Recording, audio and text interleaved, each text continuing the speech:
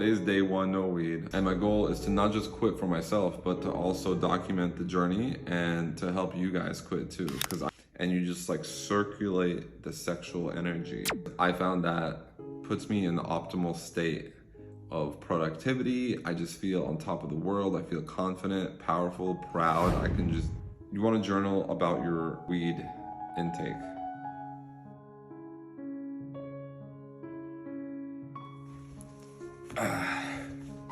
Quitting weed. I made some progress last year. I went on a self-improvement journey. I went months without smoking weed.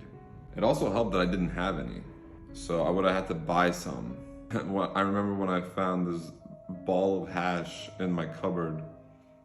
I smoked it all in like a week or two. It was a huge ball of hash, and I was getting high like every day. I'm a fiend for weed. I get a little bit high, and then I have to smoke more and more and more, and it really ruins my life. I have no motivation to do my healthy habits. The main thing is being aware of the power the weed has over you, and I want you to track it. I've noticed this in all aspects of life. Whatever you track and log, that will be changed. If you don't track it and log it, it's hard to make any progress. Like if you want to eat more calories, the first thing you do is track your calories. If you want to build muscle and progressively overload your weights, the first thing you do is track your workouts. You have a log book of your workouts. You put how much weight, how many reps, and how many sets. And then you try to increase those numbers. And you can look back and see what the numbers were, see what they are now. You can see the progress you've made, or if you haven't made progress. So I want you to journal. Journaling should be part of your life. The most important thing in life is to know yourself. And the best way to know yourself is to record your thoughts and ideas and things that happen in your life. Just whatever's on your mind, write it on paper. Have a notebook.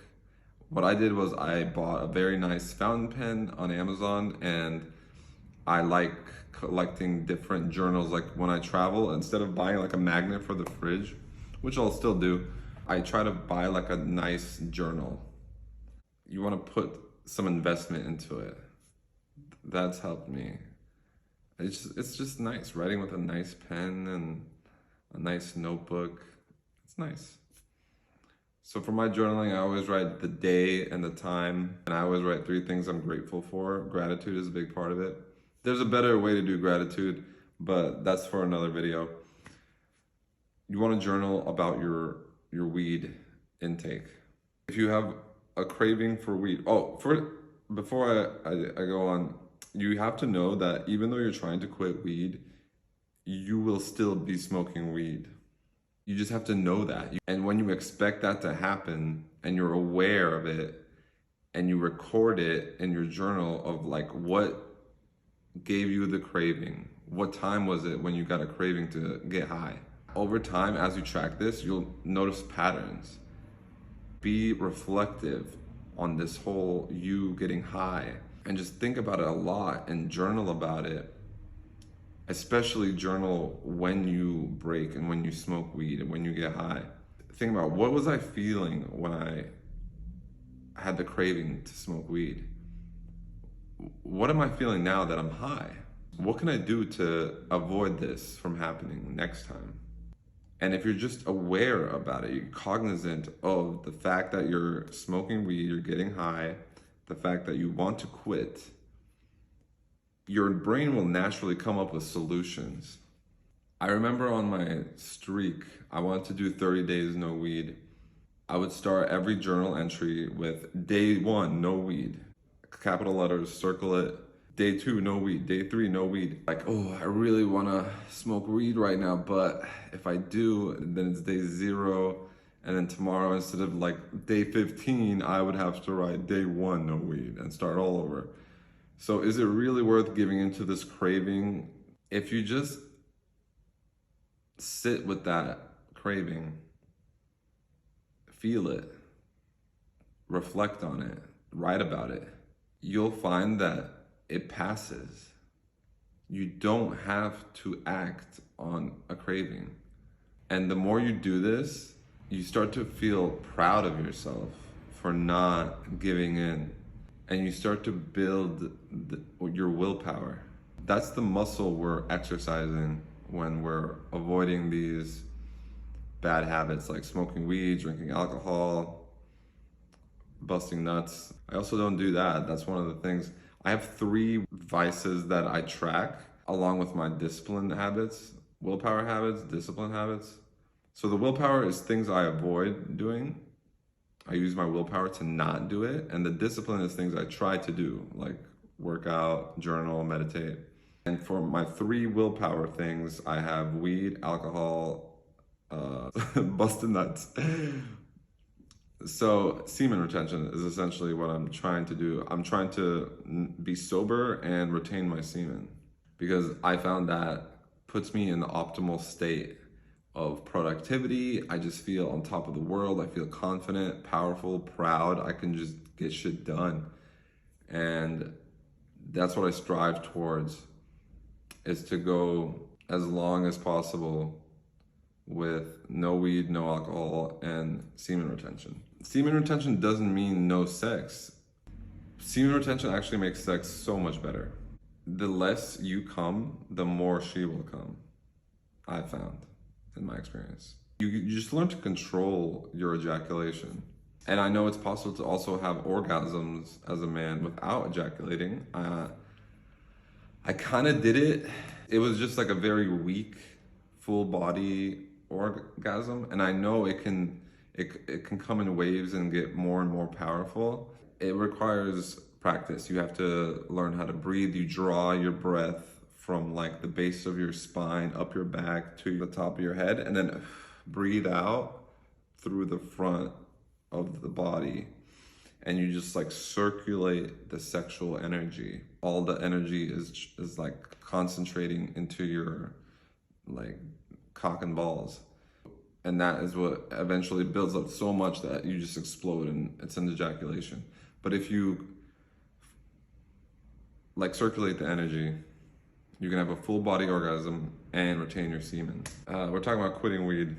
So being aware when you smoke, why you smoke, and journaling it.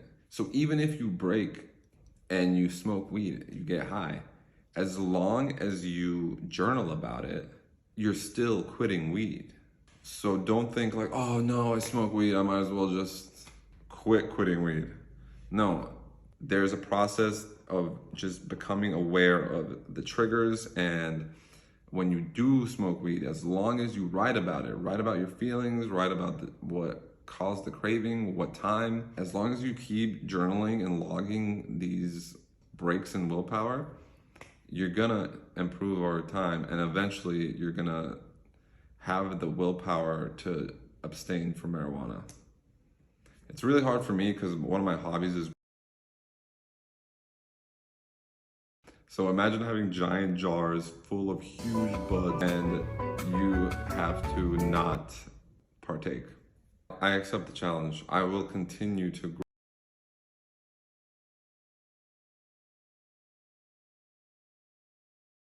and have the willpower to not use it myself. Well, I don't think weed is inherently bad. It's bad for me because once I do a little bit, I just like go off the rails. I keep getting more and more high. Like I'm a fiend. The degenerate in me has to just continue smoking. And another bad thing about smoking weed is like I want to eat the worst kind of food. Like just McDonald's and sugar, so much sugar. And then the next day I feel like shit. I feel so groggy and sluggish. It just ruins my productivity. There is a way to smoke weed, I found.